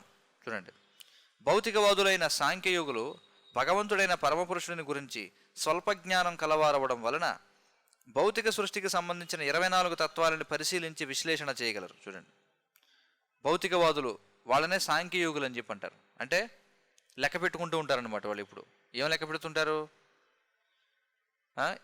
కేవలం ఈ భౌతిక జగత్తునే వాళ్ళు లెక్క పెడుతూ ఉంటారు. ఏమున్నాయి ఇందులో అంటే పంచభూతాలు ఉన్నాయి, 3 సూక్ష్మ పదార్థాలు ఉన్నాయి, 8, ఆ తర్వాత జ్ఞానేంద్రియాలు 5, కర్మేంద్రియాలు 5, మొత్తం 10, మొత్తం 18. తర్వాత మళ్ళీ ఇంద్రియార్థములు 5, 23. తర్వాత ఈ ఆత్మ అనేది ఉంది 24, లేదా మహత్తత్వం అని కొంతమంది లెక్కేస్తారు. ఈ విధంగా లెక్కేస్తారు. ఇలా వీళ్ళు భౌతికమైన దీన్నే లెక్క వేస్తారు, కానీ దానికి మించి వాళ్ళ యొక్క దృష్టి వెళ్ళదన్నమాట. నిరాకార బ్రహ్మవాదులు మిరుమిట్లు గొలిపే బ్రహ్మజ్యోతి కాంతిని గాంచి కేవలం భ్రాంతి పొందుతూ ఉంటారు. చూడండి, రకరకాల తరగతుల్లో ఉన్న వాళ్ళు ఏం చేస్తారు? భౌతికవాదులు ఏం చేస్తారట? 24 తత్వాలని పరిశీలిస్తారట, దాన్నే విశ్లేషణ చేయగలరు అంతవరకే. కొంచెం పైకి వెళితే నిరాకార బ్రహ్మవాదులు వాళ్ళు ఏం చేస్తారు? మిరుమిట్లు గొలిపే బ్రహ్మజ్యోతి కాంతిని చూసి భ్రాంతికి చెందుతూ ఉంటారనమాట. ఏమిటి కాంతి ఎలా ఉందని చెప్పి ఆశ్చర్యపడుతూ ఉంటారు. ఎవరైనా పరమసత్యాన్ని సంపూర్ణంగా తెలుసుకోవాలనుకుంటే అతడు 24 భౌతిక తత్వాలకు మిరుముట్లు గొలిపే తేజస్సుకు అతీతంగా తన దృష్టిని ప్రసరింపజేయాలి. చూడండి, అది కూడా దాటి వెళ్ళగలగాలి. మనం చెప్పుకున్నాం కదా, ఈ బ్రహ్మజ్యోతి దాటితే వైకుంఠ లోకాలు కనిపిస్తాయని చెప్పి. ఆ వైకుంఠ లోకాలకి లోపలికి వెళితే అక్కడ నివాసులు కనిపిస్తారు, అక్కడ స్వామి కనిపిస్తాడు. చూడండి, ఎలాంటిదంటే మనం దూరంగా చూసామనుకోండి, బాగా పైనుంచి విమానంలో వెళుతూ భీమవరం పట్టణాన్ని చూస్తే ఎలా కనిపిస్తుంది? మబ్బుగా కనిపిస్తుంది. కొంచెం ఆ మేఘాల కిందకి వచ్చిందనుకోండి విమానం, అప్పుడు ఏం కనిపిస్తాయి? ఇళ్ళు కనిపిస్తాయి. వాస్తవానికి కిందకి దిగి మనం లోపలికి నడిస్తే అక్కడ వ్యక్తులు కనిపిస్తారు కదా. శ్రీ ఈశోపనిషత్తు ప్రకాశమానాచ్ఛాదనమైన హిరణ్మయ పాత్రను తొలగించమని ప్రార్థిస్తూ ఈ విషయాన్నే సూచిస్తుంది. ఈ ఆచ్ఛాదనం తొలగించబడినప్పుడు మాత్రమే ఎవరైనా దేవాది దేవుడి ముఖార విందాన్ని యథాతథంగా చూడడం కానీ పరమసత్యాన్ని దర్శించడం కానీ సంభవిస్తుంది. చూడండి, అందుకే ఈశోపనిషత్తు ఏమని ప్రార్థిస్తుందంటే, నీ యొక్క ఈ కళ్ళు మిరుమిట్లు గొలిపేటువంటి ఈ తేజస్సు ఏదైతే ఉందో దాన్ని నువ్వు నిర్మూలించినట్లయితే నీ యొక్క ముఖాన్ని మేము చూడగలం. చూడండి, ఇప్పుడు సూర్యుడినే మనం చూడలేము, అవునా కదా? సూర్యుడు మిట్ట మధ్యాహ్నం నడినెత్తి మీద ఉన్నప్పుడు ఆయన చూడాలంటే చూడగలమా? కళ్ళు మిరుమిట్లు గొలుపుతాయి అన్నమాట. విష్ణుతత్వం అని సామూహికంగా పురుష అవతారాలుగా పిలువబడే 3 సంపూర్ణాంశాలలో ఒకటి దేవాది దేవుని పరమాత్మ అంశం. విశ్వంలోని ఒక విష్ణుతత్వమే అనగా బ్రహ్మ విష్ణు మహేశ్వరులను 3 ప్రధాన దైవాలలో ఒకటి క్షీరోదక సాయి విష్ణు అని పిలువబడుతుంది. చూడండి, ఇక్కడ ఏం చెప్తున్నారు? సామూహికంగా పురుష అవతారాలుగా చెప్పబడతాయి. ఏమిటా పురుష అవతారాలు? 3: శ్రీ మహావిష్ణువు, గర్భోదక సాయి విష్ణువు, క్షీరోదక సాయి విష్ణువు. సామూహికంగా వాటిని ఏమంటారంటే విష్ణుతత్వం అని చెప్పి అంటాం. అందులో పరమాత్మ అనేటువంటిది ఒకటి, దానినే ఏమంటారు? క్షీరోదక సాయి విష్ణువు అని పిలువబడుతుంది. అతడే ప్రతి జీవుని యందు గల సర్వవ్యాపక పరమాత్మ, విశ్వంలోని 2వ విష్ణుతత్వం. విశ్వంలోనే రెండో విష్ణుతత్వం అన్నారు. అంటే మొదటిది ఏమిటి? గర్భోదక సాయి విష్ణువు ఈ విశ్వంలో, ఈ బ్రహ్మాండంలో చూస్తే. తర్వాత క్షీరోదక సాయి విష్ణువు. సర్వజీవులలోనూ గల సామూహిక పరమాత్మ గర్భోదక సాయి విష్ణువు. చూడండి, ప్రతి జీవి హృదయంలో విడివిడిగా ఉండేటువంటి వాడు ఎవరు? క్షీరోదక సాయి విష్ణువు. ప్రతి అణువులో కూడా ఉండేవాడు. సామూహిక పరమాత్మ ఎవరట అంటే గర్భోదక సాయి విష్ణువు. ఇందాక మనం చర్చించాం. ఈ రెండింటికి అతీతంగా కారణోదక సాయి విష్ణువు కారణ సముద్రంలోనే పడుకుని ఉంటాడు. ఈ ఇద్దరికి కూడా మూలం ఆయన మహావిష్ణువు. ఆయనే సర్వ విశ్వాలను సృష్టించేవాడు. జగత్ సృష్టికి సంబంధించిన 24 తత్వాలను జయించిన తరువాత విష్ణు తత్వాలను తెలుసుకోమని యోగ విధానం శ్రద్ధాళువైన విద్యార్థికి బోధిస్తుంది. శ్రీకృష్ణ భగవానుని దివ్య రూపం నుండి వెలువడే ప్రకాశమాన తేజస్సు అంటే నిరాకార జ్యోతిని అనుభవించడానికి తత్వాభ్యాసం తోడ్పడుతుంది. బ్రహ్మజ్యోతియే శ్రీకృష్ణుని యొక్క తేజస్సు అని భగవద్గీత ఎందు మరియు శ్రీ బ్రహ్మ సంహిత ఎందు కూడా అంగీకరిస్తున్నాయి. చూడండి ఏం చెప్తున్నారు.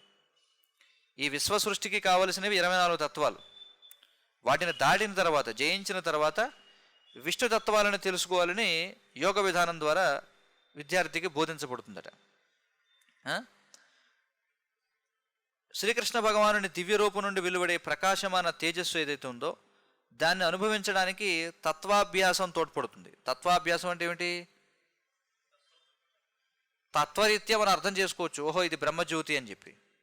కానీ భగవంతుని స్వరూపాన్ని అర్థం చేసుకోవాలంటే ఏం చేయాలి? సేవ చేయవలసిందే. చూడండి, సేవ చేయకుండా సంబంధాన్ని ఎవరు ఏర్పాటు చేసుకోలేరు. కానీ ఊరికే కూర్చొని చర్చించుకుంటే అర్థమయ్యేది ఏమిటి? సర్వవ్యాపకమైనటువంటి బ్రహ్మం అనేది అర్థమవుతుంది. అది ఇక్కడ చెప్తున్నారు. మరి బ్రహ్మ సంహితలో ఏం చెప్పబడింది చూడండి. ఇక్కడ యస్య ప్రభా ప్రభవతో జగదండ కోటి శ్వశేష వసుధాది విభూతి భిన్నం తద్బ్రహ్మ నిష్కలమనంత మశేషభూతం గోవిందమాది పురుషం తమహం భజామి అని చెప్పన్నారు. చూద్దాం బ్రహ్మ సంహితలో తాత్పర్యం ఏం చెప్పారు చూడండి. ఇక్కడ ఇచ్చారు. లక్షల కొద్ది విశ్వాలలో లెక్కలేనన్ని లోకాలున్నాయి. వాటిలో ప్రతి లోకం జగన్నిర్మాణ స్వభావం చేత ఇతర లోకాల కంటే భిన్నంగా ఉంటుంది. చూడండి, ఒక్కొక్క లోకం మరొక లోకానికి భిన్నంగా ఉంది. ఈ లోకాలన్నీ బ్రహ్మజ్యోతిలో ఒక్క మూల నిర్మించబడి ఉన్నాయి. ఈ బ్రహ్మజ్యోతి దేవాది దేవుని తేజస్సే. ఎలాగా అంటే ఇప్పుడు పట్టణంలో ఏదో ఒక మూల జైలు నిర్మిస్తారు, అంతే కదా. ఈ భౌతిక ప్రపంచం ఏమిటిది? కారాగృహం అని చెప్పుకున్నాం. అంటే ఏదో ఒక మూల నిర్మిస్తారు దాన్ని, అంతేగాని నగరం మధ్యలో పెడతారా? అంటే ఇప్పుడు నగరం మధ్యలో పెట్టాల్సి రావచ్చు, కానీ పూర్వం అవన్నీ కూడా జైళ్ళు లాంటివన్నీ కూడా ఊరికి చివరన ఉంటాయన్నమాట. అలాగే ఈ బ్రహ్మజ్యోతులు ఏం చేస్తారో ఎక్కడో ఒక మూల ఏర్పాటు చేశారట. వీటిని ఈ భౌతిక లోకాలని. ఈ బ్రహ్మజ్యోతి దేవాది దేవుని తేజస్సే, ఆయన నేను పూజిస్తాను అని చెప్పి అన్నాడు. శ్రీ బ్రహ్మ సంహితలోని ఈ మంత్రం పరమసత్యాన్ని సాక్షాత్కరించుకున్న నిజమైన అనుభూతితో చెప్పబడింది. అంటే బ్రహ్మదేవుడు స్వయంగా చూస్తున్నాడు ఇవన్నీ, ఆయనకు దర్శనం కలిగిందనమాట.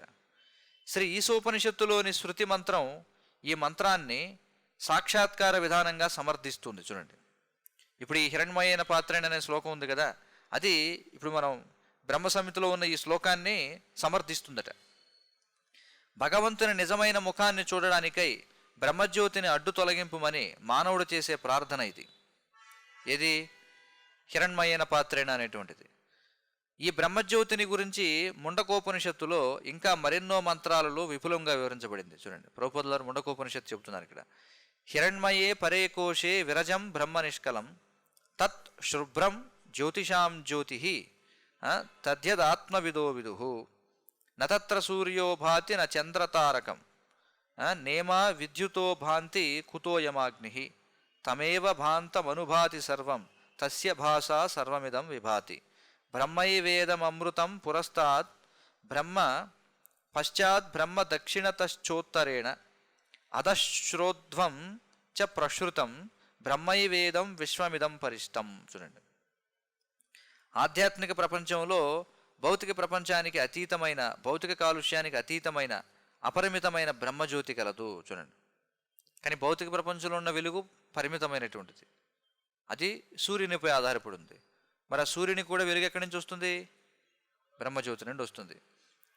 కాబట్టి అపరిమితమైన బ్రహ్మజ్యోతి అట. కానీ ఇక్కడ మనకు అపరిమితంగా లభిస్తుంది ఆ కాంతి. అపరిమితంగా లేకపోవడం చేతనే కదా మళ్ళీ మనం ఏం చేసుకోవాలి?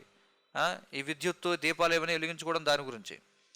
అటువంటి ప్రకాశవంతమైన తెల్లని కాంతిని ఆధ్యాత్మికవేత్తలు అన్ని కాంతులకు ఆది మూలాధారమైన కాంతి అని, ఆధ్యాత్మిక ప్రపంచంలో సూర్యకాంతి అవసరం లేదని, అగ్ని యొక్క కానీ విద్యుత్ శక్తి యొక్క కానీ అవసరం లేదని అర్థం చేసుకుంటారు. భగవద్గీతలో కూడా చెప్పబడింది కదా, ఏమిటది? తద్భాసైతే సూర్యో న శశాంకో న పావక యద్గత్వా న నివర్తంతే తద్ధామం పరమం మమ అని చెప్పన్నారు. అంటే అన్నిటికీ కూడా మూలమైనటువంటి కాంతి. సూర్యునికి, చంద్రునికి, సూర్యుడికి బ్రహ్మజ్యోతి నుండి కాంతి వస్తుంది, చంద్రుడికి సూర్యుడి నుండి వస్తుంది. చూడండి ఇలా. ఆ విధంగా మనం మళ్ళీ ఇక్కడ అన్ని కూడా కాంతి వెలిగించుకుంటున్నాం.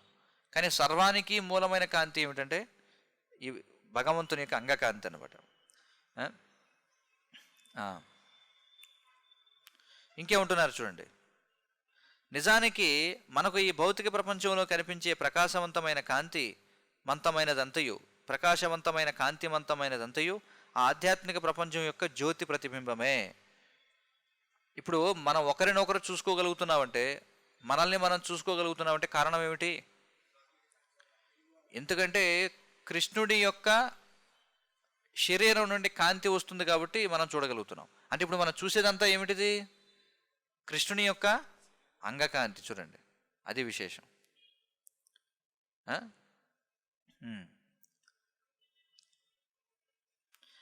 ఆ బ్రహ్మమే ముందు, వెనుక, ఉత్తర, దక్షిణ, తూర్పు, పడమర మరియు పైన, క్రింద గలదు. చూడండి, మనకి మొత్తం మన అన్ని దిక్కులా వ్యాపించి ఉన్నది ఏమిటంటే బ్రహ్మమే ఉంది. బ్రహ్మం తప్ప ఇంకేముంది? అదే చెప్తున్నారు. ఒక్క మాటలో చెప్పాలంటే ఆ పరబ్రహ్మమే ఆధ్యాత్మిక మరియు భౌతిక ప్రపంచములను ప్రకాశింపజేయుచున్నది. మన ఆ పరబ్రహ్మం ఎవరు? కృష్ణుడే. చూడండి, కాబట్టి ఇప్పటివరకు మనం చదివింది ఏమిటంటే ఇక్కడ ఇచ్చినటువంటి 3 శ్లోకాల యొక్క తాత్పర్యం. ముండకోపనిషత్తులో 2.10 నుంచి 10, 11, 12 3 శ్లోకాల తాత్పర్యాలు చదివాం మనం. చూడండి, కాబట్టి అందుకే భగవద్గీతని గీతోపనిషత్తు అని చెప్పన్నారు. ఎందుకని సర్వ ఉపనిషత్తుల యొక్క సారాంశం అదే మనకి భగవద్గీతలో కనిపిస్తుంది. ఆ విషయాలనే ఉపనిషత్తులని కూడా సమర్థిస్తున్నాయి. బ్రహ్మజ్యోతికి మూలం శ్రీకృష్ణుడు అని తెలుసుకోవడమే సంపూర్ణ జ్ఞానం అంటే. చూడండి, ఇది శ్రీమద్భాగవతం మొదలైన గ్రంథాలలో కృష్ణ విజ్ఞానం పూర్తిగా విశదీకరించబడింది. శ్రీమద్భాగవతంలో ఆ గ్రంథకర్త వ్యాసదేవుడు మానవుని పరమపురుషుణ్ణి సాక్షాత్కార పరిమాణాన్ని బట్టి ఆ పరమపురుషుడు బ్రహ్మముగాను, పరమాత్మగాను లేక భగవానుడుగాను వర్ణింపబడ్డాడని పేర్కొన్నాడు. ఎవరు? వ్యాసదేవులు వారు భాగవతంలో. ఏమని చెప్పారైనా? అదే శ్లోకం, వదంతి తత్వవిదస్తత్వం యజ్ఞానం అద్వయం బ్రహ్మేతి పరమాత్మేతి భగవానితి శబ్దతే అని చెప్పారు. పరమపురుషుడు సామాన్య జీవుడని వ్యాసదేవుడు ఎక్కడా చెప్పడు. జీవుణ్ణి ఎప్పుడూ సర్వశక్తిమంతుడైన పరమపురుషునిగా భావించకూడదు. చూడండి, నిజంగా జీవుడే పరమపురుషుడైతే జీవుడు భగవానుని యథార్థ ముఖమును చూడడానికి ప్రకాశమానమైన ఆచ్ఛాదనాన్ని తొలగింపుమని ప్రార్థించవలసిన అవసరమే ఉండదు. చూడండి, ఈ మాయావదులు ఏమంటారు? జీవుడు భగవంతుడు ఒకటే. అదే కదా మాయ అంటే. మాయ అంటే ఏమిటంటే జీవుడు భగవంతుడు ఒకటే, మర్చిపోవడం వల్ల జీవుడయ్యాడు అని చెప్పంటారు. ఇంక బ్రహ్మవాదులు అంటే ఎవరు? భగవంతుడికి రూపం లేదనే వాళ్ళని బ్రహ్మవాదులు అంటారు. మాయావాదులు ఏమంటారు? భగవంతుడికి రూపం లేదు, ఉన్నదంతా భగవంతుడే, ఆ భగవంతుడే రూపాన్ని తీసుకుని వస్తే అది అవతారాలని చెప్పంటారు. చూడండి, అది బ్రహ్మవాదం మాయావాదం తేడా. బ్రహ్మవాదులు ఎప్పుడు కూడా జీవుడే భగవంతుడని ఎప్పుడు కూడా చెప్పరు, కానీ నిరాకారమైనటువంటి వాడు అని చెప్పంటారు. కానీ మాయావాదులు ఏమంటారు? జీవుడు భగవంతుడు ఒక్కడే అని చెప్పంటారు. మరి ఒకవేళ అదే నిజమైతే ఇక్కడ మళ్ళీ ప్రార్థించడం ఎందుకు? జీవుడే భగవంతుడైతే మళ్ళీ జీవుడు ప్రార్థించాల్సిన అవసరం ఉందా? మీ యొక్క జ్యోతిని కొంచెం అడ్డు తొలగించండి, మీ ముఖం చూస్తామని. విశేషం ఏమిటంటే ఇలాంటిదే ఖురాన్లో కూడా ఉందన్నమాట. చూడండి, ఖురాన్లో కూడా ఏం చెప్పబడుతుందంటే స్వర్గానికి వెళ్ళిన తర్వాత అక్కడ భయంకరమైనటువంటి అనకూడదు, దాని ఏమంటారు, ఒక గొప్ప భయానకమైనటువంటి, మరి వాళ్ళ భాషలో, ఎందుకంటే మరి వాళ్ళు అదే ఘనంగా భావిస్తారు కాబట్టి, భయానకమైనటువంటి గొప్ప వెలుగు ఒకటి ఉంటుంది. ఆ వెలుగుని దాటితే అక్కడ మన ప్రార్థన చేస్తే భగవంతుడి యొక్క మోకాలు కనిపిస్తుంది అని చెప్పి అంటారు. అది ఖురాన్లో ఉంది. అది వాళ్ళు కూడా అంగీకరిస్తారు, భగవంతునికి ఒక దివ్య రూపం ఉందని. కానీ వాళ్ళు ఏమంటారంటే భగవంతునికి దివ్య రూపం ఉంది, కానీ ఆ భగవంతుడు ఇక్కడ అవతరించడు ఈ భూమిపై అని చెప్పి అంటారు. చూడండి, వాళ్ళు దాంతో విభేదిస్తారనమాట. అదవుతుంది కదా. సారాంశం ఏమిటంటే పరమసత్యం యొక్క శక్తులకు సంబంధించిన జ్ఞానం లేని వారికే నిరాకార బ్రహ్మము యొక్క సాక్షాత్కారం కలుగుతుంది. చూడండి, అందుచేతని ఉపనిషత్తులు ఇవన్నీ కూడా ఎవరి కోసం? ప్రారంభ స్థాయిలో ఉన్న వాళ్ళ కోసం ఉపనిషత్తులు. ప్రారంభ స్థాయి అంటే ఎవరు? అంటే భగవంతుడు మనకు తెలిసిన లాంటి వాడు కాదు అనే స్థితిలో ఉన్న వాళ్ళే ఉపనిషత్తులకి ఇవన్నీ కూడా ఆకర్షించబడతారనమాట. అది ప్రాథమిక జ్ఞానంగా చెప్పబడింది ఉపనిషత్తులు. ఎందుకంటే ఉపనిషత్తులు అన్నింటిలో కూడా ఏమిటంటే నిర్గుణ, నిరాకార ఇలాంటి పదాలు ఉంటాయి. దేని గురించి అంటే మన అందరికీ తెలిసినటువంటి భౌతిక రూపాలు, భౌతిక లక్షణాలు, భౌతికమైనటువంటి కార్యాలు చేసేవాడు కాదు అని చెప్పడం కోసమే. అంటే జీవులను ఈ భౌతిక దృష్టి నుండి బయటపడేయటమే ఉపనిషత్తుల యొక్క లక్ష్యం అనమాట. అదే మొదటి అడుగు అన్నమాట. అంటే భగవంతుడు ఎవరు అన్నప్పుడు నేను కాదని తెలుసుకోవడం మొదటి అడుగు. మీకు అర్థమవుతుందా? భగవంతుడు ఎవరంటే నేను కాదు భగవంతుడు అని తెలుసుకుంటే అది మొదటి అడుగు. కాబట్టి ఇప్పుడు అన్వేషించాలి ఎవరు భగవంతుడు అనేటువంటిది. కాబట్టి ఉపనిషత్తుల యొక్క పాత్ర ఏమిటంటే అదనమాట.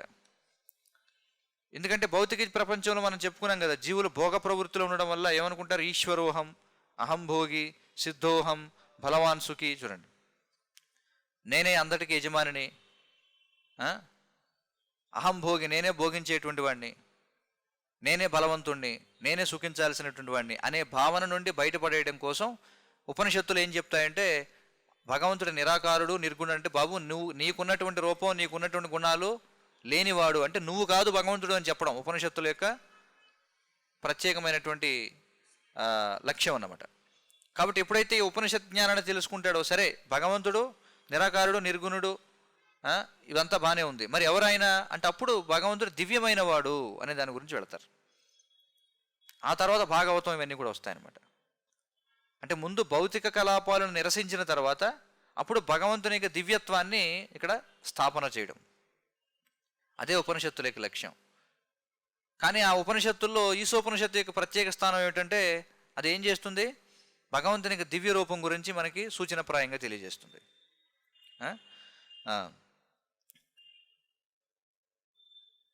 ఇక్కడేం చెప్తున్నారు చూడండి, అలాగే మానవుడు ఆధ్యాత్మిక శక్తిని గురించిన జ్ఞానం స్వల్పంగా ఉండి కానీ లేదా అసలు లేక కానీ భగవంతుని భౌతిక శక్తులను అనుభవించేటప్పుడు అతడు పరమాత్మ అనుభూతిని పొందుతాడు. చూడండి, దశల వారిగా వివరిస్తున్నారు. ఎవరు బ్రహ్మానుభూతి, ఎవరు పరమాత్మానుభూతి, ఎవరు భగవద్ అనుభూతి పొందుతారు. ఇక్కడ చూడండి, మొత్తం మళ్ళీ చదువుదాం.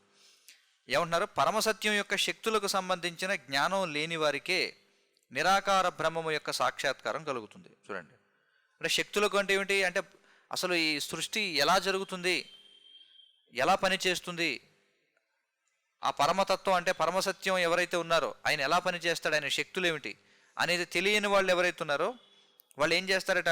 నిరాకార బ్రహ్మము యొక్క సాక్షాత్కారం కలుగుతుందట. ఆ తర్వాత దశ ఏమిటి? ఆధ్యాత్మిక శక్తిని గురించిన జ్ఞానం స్వల్పంగా ఉండి లేదా అసలు లేక కానీ భగవంతుని యొక్క భౌతిక శక్తులను అనుభవించేటప్పుడు అతడు పరమాత్మ అనుభూతిని పొందుతాడు. అంటే ఓహో, ఈ సృష్టిలో ఉన్న ప్రతిదీ కూడా ఆయన నియంత్రిస్తున్నాడు అని అర్థం చేసుకుంటాడనమాట. ఆ విధముగా పరమసత్యం తాలూకు బ్రహ్మానుభూతి, పరమాత్మానుభూతి రెండు పాక్షికమైనవి మాత్రమే. చూడండి, అవి సంపూర్ణమైనటువంటి అనుభూతులా కాదు. భగవంతుడు సర్వవ్యాపకుడని తెలుసుకోవడం, అంతా బ్రహ్మమేనని తెలుసుకోవడం పరిపూర్ణం కాదు. అలాగే ఆయన సర్వము ప్రతిదానికి కూడా అంతర్గతంగా ఉండి నడిపిస్తున్నాడు అంటే ఒక నియామక శక్తి ఉంది అని తెలుసుకోవడం, అది కూడా పరిపూర్ణం కాదు.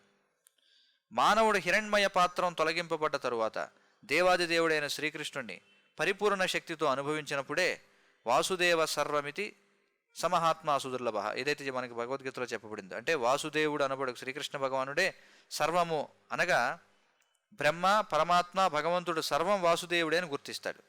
అతడే వృక్షమూలం వంటి భగవంతుడు, బ్రహ్మము పరమాత్మ ఆయన యొక్క శాఖలు. చూడండి,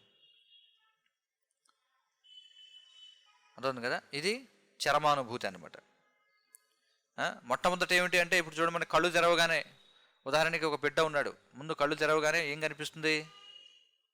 అంతటా ఏదో ఉంది, మొత్తానికి అంతటా ఉంది అనేది మొట్టమొదటి అవగాహన, అదే బ్రహ్మానుభూతి. ఇక తర్వాత అంతటా ఉంది, మరి అంతటా ఉన్నది ఎలా నియంత్రించబడుతుంది అంటే అంతటా ఉన్నటువంటి వాడు ఎవడో నియంత్రిస్తున్నాడు. ఎవరు అంతటా ఉన్నవాడు? ప్రతిదానికి లోపల బయట అండాంతరస్థ పరమాణు చేయంతరస్థ ఎవరు? పరమాత్మ. ఓహో, ప్రతి చోటన ఆయన నుండి నియంత్రిస్తున్నాడు. ఇప్పుడు మనకి భౌతిక ప్రపంచంలో మనం ఇక్కడ నియంత్రించాలంటే మరొక చోట నియంత్రించలేం. నియంత్రించగలమా? లేదు కదా, నియంత్రించలేం.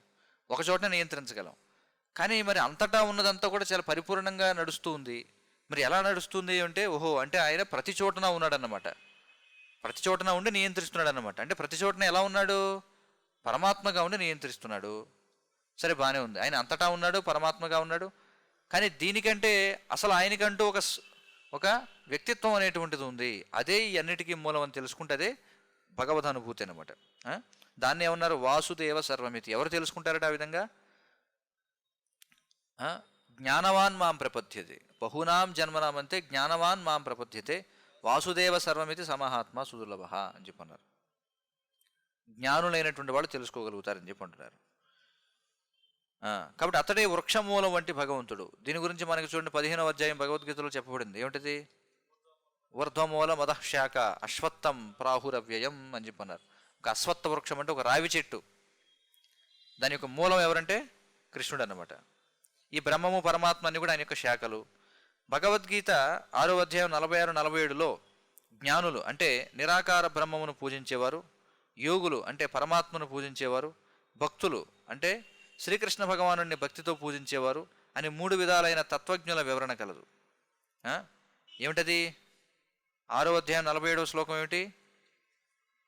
చివరి శ్లోకం 47వ శ్లోకం అంటే 6వ అధ్యాయంలో యోగినామపి సర్వేషాం మద్గతేనంతరాత్మన శ్రద్ధావాన్ భజతే యోమాం సమే యుక్తతమో మత అని చెప్పి అంటాడు. దానికి ముందు శ్లోకం ఏంటి చెప్పండి? 46 శ్లోకం చదవండి. యోగి వికమ్ము. కానీ తర్వాత శ్లోకంలో ఏమంటాడు? చివరి శ్లోకంలో కానీ యోగులందరిలో కంటే కూడా అత్యున్నతమైనటువంటి యోగి ఎవరు? భజతే అని చెప్పన్నారు. శ్రద్ధావాన్ భజతే యోమాం. భజతే అంటే ఏమిటి? సేవించేవాడు. సేవించేవాడిని ఏమంటారు? భక్తుడు అని చెప్పి అంటారు. అంతే కదా. యోగినామపి సర్వేషాం మద్గతేన అంతరాత్మన. చూడండి, ఎల్లప్పుడూ కూడా నన్నే ధ్యానిస్తూ ఉంటాడు. ఏం చేస్తుంటాడు? ధ్యానించడం అంటే ఇక్కడ చెప్పారు శ్రద్ధావాన్ భజతే యోమాం అని చెప్పన్నారు. ధ్యానించడం అంటే ఊరికే కూర్చొని ధ్యానం చేయడు. భజతే, భజధాతు అంటే సేవిస్తూ ఉంటాడు. సమే యుక్తతమో మత. కాబట్టి ఇది నా యొక్క అభిప్రాయం అని చెప్పి అంటున్నాడు. కాబట్టి భక్తుడే అత్యంత శ్రేష్టమైన వాడు. కాబట్టి ఇక్కడ ఏం చెప్పారు చూడండి, జ్ఞానుల కంటే అంటే నిరాకార బ్రహ్మను పూజించేవారి కంటే, యోగులు అంటే పరమాత్మను పూజించేవారి కంటే కూడా భక్తులు అంటే శ్రీకృష్ణ భగవానుని భక్తితో పూజించేవారు వాళ్ళు శ్రేష్టమైన వారని చెప్పబడింది. ఈ తత్వజ్ఞులందరిలో వేద విజ్ఞానం అభ్యసించిన జ్ఞాని సాధారణమైన కర్మిష్ఠుల కంటేనూ ఉత్తముడని భగవద్గీతలో చెప్పబడింది. చూడండి, కర్మిష్ఠులు అంటే ఎవరు? కర్మిష్ఠులు వేరు, కర్మయోగులు వేరు. కర్మిష్ఠులు అంటే యామిమాం పుష్పితాం వాచాం అంటే వేదాల్లో ఉన్నటువంటి ఏవైతే రకరకాల క్రతువులు దేనికోసం ఉన్నతమైన ఇంద్రియ భోగం కోసం చేసే యజ్ఞాలు, హోమాలు, పూజలు ఉంటాయి కదా. అంటే ఏదో ఒక కోరికను ఆశించి వేదాల్లో ఉన్న ప్రక్రియలను అనుసరించే వాళ్ళని కర్మిష్ఠులు అంటారు. వాళ్ళకంటే ఎవరు గొప్పట అంటే జ్ఞానులు గొప్పట. ఎందుకని జ్ఞానులు గొప్ప? కారణం ఏమిటి? ఎందుకంటే వాళ్ళు తెలుసుకుంటారు ఇదంతా ఈ ఇంద్రియ భోగం అంతా కూడా చాలా తాత్కాలికమైనటువంటిది. కాబట్టి ఇంద్రియ నిగ్రహణం చేయాలని తెలుసుకుంటాడు. వాడు ఇంకా ఆనందాన్ని పొందుతాడు. మొదటివాడు ఏం చేస్తాడు? ఇంద్రియ భోగంలో నిమగ్నం అవడం ద్వారా జడానందాన్ని పొందుతాడు. తర్వాత దశలో ఉన్నటువంటి వాడు ఏం చేస్తాడు? ఇంద్రియాలను నియంత్రించి బ్రహ్మానందాన్ని పొందడానికి ప్రయత్నం చేస్తాడు. కాబట్టి కర్మిష్ఠుల కంటే ఎవరు గొప్ప ఇక్కడ చెప్తున్నారు. జ్ఞాని సాధారణమైన కర్మిష్ఠుల కంటేనూ ఉత్తముడని భగవద్గీతలో చెప్పబడింది. యోగులు జ్ఞానుల కంటే కామ్యకర్మలు చేసేవారి కంటే ఉత్తములు. చూడండి, కర్మిష్ఠుల కంటే జ్ఞానులు ఉత్తములు. ఎందుకంటే కర్మిష్ఠులు అనేవాళ్ళు పూర్తిగా శారీరక చేతనంలో ఉండి ఇంద్రియ భోగంలో ఉంటారు. జ్ఞానులైనటువంటి వాళ్ళు దానికి అతీతంగా ఉంటారు. వాళ్ళకంటే ఉన్నతమైన వాళ్ళు ఎవరట? యోగులు. తమ శక్తులన్నిటితో భగవంతుని నిరంతరం సేవించేవాడు యోగులందరిలో అగ్రగణ్యుడు. ఎందుకని యోగులు ముఖ్యమైన వాళ్ళు? జ్ఞానుల కంటే ఎందుకని వాళ్ళు ఉన్నతమైన వాళ్ళు? ఎందుకంటే వాళ్ళు ఇప్పుడు కూడా భగవంతుని యొక్క రూపాన్ని ధ్యానిస్తూ ఉంటారు కాబట్టి. కానీ అలా చూస్తూ కూర్చునేవాడి కంటే కూడా ఎవరు ముఖ్యం? సేవ చేసేవాడు ముఖ్యం. చూడండి, కాబట్టి యోగులు అంటే వాళ్ళు ఏం చేస్తారు? ధ్యానావస్థిత అంటే వాళ్ళ ధ్యానావస్థలో ఎప్పుడు కూడా భగవంతుని ఆ విధంగా దర్శిస్తూ ఉంటారనమాట. అలా చూస్తూ ఉంటాడనమాట భగవంతుని. ఆ విధంగా ఏదో ఆనందాన్ని పొందడానికి ప్రయత్నం చేస్తుంటాడు. కానీ వాళ్ళకంటే కూడా యోగులందరిలో అగ్రగణ్యుడు ఎవరు? తమ శక్తులన్నిటితో భగవంతుడు నిరంతరం సేవించేవాడు. మొత్తం మీద వేదాంతి శ్రామికుడైన వ్యక్తి కంటే ఉత్తముడు, ధ్యానయోగి వేదాంతి కంటే ఉత్తముడు, భగవంతుని సేవలలో నిత్యం నిమగ్నుడై భక్తి యోగాన్ని ఆచరించే భక్తుడు యోగులందరిలోనూ పరమోత్తముడు.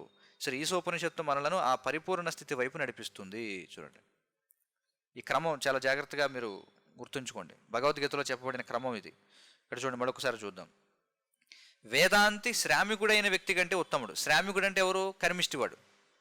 కర్మిష్టివాడు ఏం చేస్తాడు? ఉదయం నుంచి సాయంత్రం వరకు పరిశ్రమ చేస్తూనే ఉంటాడు. దేనికోసం? ఆహార నిద్ర భయమోదనాల కోసం. వాడికంటే కొంచెం వేదాంతి ముఖ్యం. అంటే వేదాంతి ఉన్నతమైన వాడు. ఎందుకని? వాడు అటు ఇటు పరిగెత్తకుండా అసలు ఈ జీవన సత్యాల గురించి ఆలోచిస్తాడు. ఏమని? సరే, ఆహార నిద్ర భయమోదనాలు చేస్తున్నాం, కానీ శరీరం తాత్కాలికమైంది కదా, ఏదో ఒక రోజు శరీరం నశించిపోతుంది. మరి నశించిపోయేటువంటి శరీరం కోసం ఇంత పరిశ్రమ ఎందుకు చేయాలి? కాబట్టి మనం శరీరం కాదు, మనం ఆత్మ అయినప్పుడు ఇంతగా మనం ఎందుకు దుఃఖించాలి అని ఆలోచించేవాడిని ఏమంటారు? వేదాంతి అని చెప్పన్నారు. కాబట్టి వేదాంతి శ్రామికుడైన వ్యక్తి కంటే ఉత్తముడు. మరి ఈ వేదాంతి అంటే ఎవరు? అతడనే జ్ఞాని అని చెప్పి అంటారు. ఎందుకంటే జ్ఞానాన్ని పొందాడనమాట. పుట్టినవాడికి మరణం అనేది తప్పదు, ఇక్కడ మరణించిన వాడు మళ్ళీ పుట్టాల్సిందే. కాబట్టి ఇవన్నీ కూడా ఎందుకు జరుగుతున్నాయంటే మనం భౌతికమైనటువంటి కోరికలు కలిగి ఉండడం చేతనే మనం భౌతిక ప్రపంచంలో ఉన్నాం. ఇలా ఆలోచించి వాడు ఏం చేస్తాడంటే ఇంద్రియ భోగాన్ని నియంత్రిస్తాడనమాట. వాడిని ఏమన్నారు? వేదాంతి లేకపోతే జ్ఞాని అని చెప్పన్నారు. మరి ధ్యానయోగి వేదాంతి కంటే ఉత్తముడు. ఎందుకని అంటే సర్వానికి మూలమైన వాడిని దర్శిస్తూ ఉంటాడు. ఎవరు? యోగి. అతడు ఏం చేస్తాడు? ధ్యానిస్తూ ఉంటాడు. అంటే ఊరికే అతడు చూస్తూ ఉంటాడు తప్ప చేయడానికే ఉండదన్నమాట, సేవ చేయడం అనమాట. భగవంతుని సేవలలో నిత్యం నిమగ్నుడై భక్తి యోగాన్ని ఆచరించే భక్తుడు యోగులు అందరిలోనూ పరమోత్తముడు. చూడండి, అతడు కూడా యోగే, కానీ ఉత్తమ యోగి. యోగి అంటే అర్థం ఏమిటి? యోగి అంటే అనుసంధానమై ఉండేవాడు. అర్థమైంది కదా? ఇప్పుడు ఉదాహరణకి చాలామంది వస్తుంటారు, ఈయన హరే కృష్ణ మందిరానికి వెళ్తుంటాడండి అంటారు.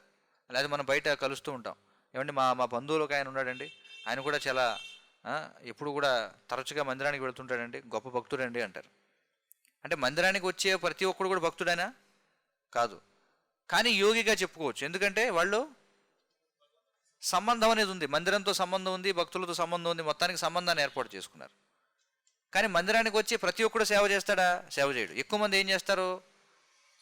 అలాగా పాల్గొంటారు కార్యక్రమంలో కదా. ఎక్కువ శాతం మంది కార్యక్రమంలో పాల్గొంటారు. అంటే వాళ్ళు ఊరికే పరిశీలకులుగా ఉంటారనమాట. అంతే, కీర్తనలో పాల్గొంటారు, ప్రవచనంలో పాల్గొంటారు, కార్యక్రమం అంతా అయిన తర్వాత ప్రసాదం స్వీకరిస్తారు, వెళ్ళిపోతారు, అంతే, అంతవరకు. కానీ వాళ్ళకంటే ఉన్నతమైన వాళ్ళు ఎవరు అంటే అలాంటి యోగులలో భగవంతుడితో సంబంధాన్ని ఏర్పాటు చేసుకుందాం అనుకునే వాళ్ళలో ఉన్నతమైనటువంటి వాళ్ళు ఎవరంటే నేరుగా భగవంతుడికి సేవ చేసేటువంటి వాళ్ళు. కాబట్టి వారు ఎవరంటే భక్తులు అనమాట. వాడు అందరిలో కంటే, యోగులు అందరిలో కంటే కూడా పరమోత్తముడు. యోగినామపి సర్వేషాం మద్గతేన అంతరాత్మన అని చెప్పన్నారు. శ్రీ ఈశోపనిషత్తు మనలను ఈ పరిపూర్ణ స్థితి వైపు నడిపిస్తుంది. కాబట్టి క్రమక్రమంగా ఏం చేస్తుంది ఈశోపనిషత్తు? భక్తియుత సేవ వైపుగా నడిపిస్తుంది అనమాట. అర్థమైంది కదా? అది ఈ 15వ మంత్రం యొక్క వివరణ. ఏమైనా ప్రశ్నలు సూచనలు ఉంటే చెప్పండి. ఎందుకంటే మీరు ఆ ప్రవాహం చూడండి ఎలా మొదలైంది. ముందు అసలు మొత్తం ఈ జగత్తంతటికి ఒక యజమాని ఉన్నాడు అనేది చెప్పింది ముందు. ఈశావాస్యం ఇదం సర్వం. కాబట్టి యజమాని ఉన్నాడు కాబట్టి అంతా ఆయనదే. కాబట్టి ఎవరెవరికి ఆయన ఏది కేటాయించాడో అంతవరకే తీసుకోవాలి, పక్కబడిది ఎప్పుడు కూడా ఉపయోగించకూడదు, కబ్జా చేయకూడదని చెప్పింది. తర్వాత ఏం చెప్పింది? కాబట్టి ఈ ఈశావాస్య స్ఫూర్తితో నువ్వు 100 సంవత్సరాలు జీవించాలని నువ్వు కోరుకోవచ్చు, ఇబ్బంది ఏం లేదు. అంటే భగవంతుని యొక్క సేవకునిగా మనం జీవించాలని కోరుకోవచ్చు. భగవంతుని సేవ లేకపోతే బతికి అనవసరం. మరి అలా భగవత్ సేవ చేయని వాళ్ళు ఎవరైతే ఉన్నారో వాళ్ళ గురించి 3వ శ్లోకంలో చెప్పారు. ఏమవుతుంది వాళ్ళ గురించి అంటే వాళ్ళు అంధతమోమయ లోకాలకు వెళ్ళిపోతారు అని చెప్పన్నారు.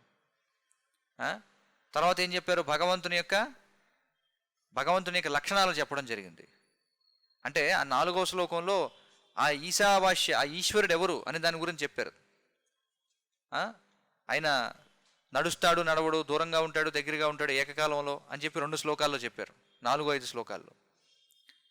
తర్వాత 6వ శ్లోకంలో ఏం చెప్పారు అంటే కాబట్టి అలాంటి భగవంతుని ఎవరు దర్శించగలరు అంటే అంటే ఈ మొట్టమొదటి శ్లోకంలో చెప్పిన ఈశావాస్య స్ఫూర్తితో అందరినీ కూడా చూసేటువంటి వాడి గురించి చెప్పారు 2 శ్లోకాలు. ఏ శ్లోకాలు? 6-7 శ్లోకాల్లో ఉత్తమాధికారి గురించి లక్షణాలు ఏంటో చెప్పారు. తర్వాత మళ్ళీ 8వ శ్లోకానికి వచ్చేసరికి భగవంతుడి నిరాకారుడు కాదు, భగవంతుడు ఒక వ్యక్తి, మనలాంటి వాడు కాదు భగవంతుడు. అందులో ఏమొచ్చింది? అకాయం అవ్రణం, చూడండి అదే కదా శ్లోకం, అది నరాలు లేనటువంటి వాడు, లేకపోతే ఇలాంటివి లేనివాడు అని చెప్పడం జరిగింది. ఆ తర్వాత ఏం చెప్పారు అంటే విద్య అంటే అవిద్య అనేటువంటిది అజ్ఞానం కంటే ప్రమాదకరమైందని చెప్పారు. అజ్ఞానం అనేది ఉంది, కానీ అవిద్య అనేది ఇంకా దారుణం అనేటువంటి దాని గురించి చెప్పారు. ఆ తర్వాత శ్లోకంలో ఏం చెప్పారు? భేదం తెలుసుకోవాలి, ఏకకాలంలో తెలుసుకోవాలని చెప్పన్నారు. విద్య అంటే ఏమిటో, అవిద్య అంటే ఏమిటో రెండింటినీ ఏకకాలంలో తెలుసుకున్నవాడే ఆనందంగా ఉంటాడు. అది కూడా ధీరుల నుంచి వినాలని చెప్పారు. ఆ తర్వాత మళ్ళీ సంభూతి గురించి చెప్పారు. అంటే దేవతల గురించి భగవంతుడి గురించి చెప్పడం జరిగింది. దేవతలని ఉపాసించేటువంటి వాళ్ళు, తర్వాత నిరాకార తత్వాన్ని ఆరాధించే వాళ్ళ గురించి చెప్పారు. దేవతలను ఆరాధించేవాళ్ళు తమోమయ ప్రాంతాలకు వెళితే, నిరాకార తత్వాన్ని భగవంతుడు నిరాకారుని ఆరాధించేవాళ్ళు ఇంకా తమోమయ ప్రాంతాలకు వెళతారని చెప్పన్నారు. తర్వాత శ్లోకంలో ఈ రెండింటి గురించి ఏకకాలంలో తెలుసుకోవాలి, సంభూతి గురించి అసంభూతి గురించి అని చెప్పారు. ఇక ఆ తర్వాత శ్లోకానికి వచ్చేసరికి ప్రార్థన చేయడం, ఎవరైతే ఆ పై శ్లోకాల్లో చెప్పినటువంటి ప్రార్థన చేయడం 15వ శ్లోకంలో మనం వచ్చాం. కాబట్టి క్రమక్రమంగా ఏమవుతుంది ఇది? అసలు ఏమీ తెలియని వాడిని భగవంతుని యొక్క భక్తునిగా మారే వైపుగా ఇది తీసుకెళ్తుంది అనమాట. అది ఈశోపనిషత్తు యొక్క లక్ష్యం. ఏమైనా ప్రశ్నలు ఉన్నాయా ఎవరికైనా? హరే కృష్ణ. శ్రీ ఈశోపనిషత్తుకి జై, శ్రీల ప్రభుపాదికి జై. వాంఛాకల్పతరుభ్యశ్చ కృపా సింధుభ్యేవ చ పతితానాం పావనేభ్యో వైష్ణవేభ్యో నమో నమః.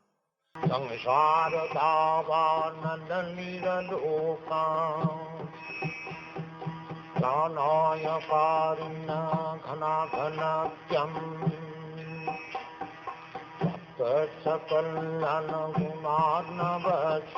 वंदे गुरु श्री चरणारविंदम्.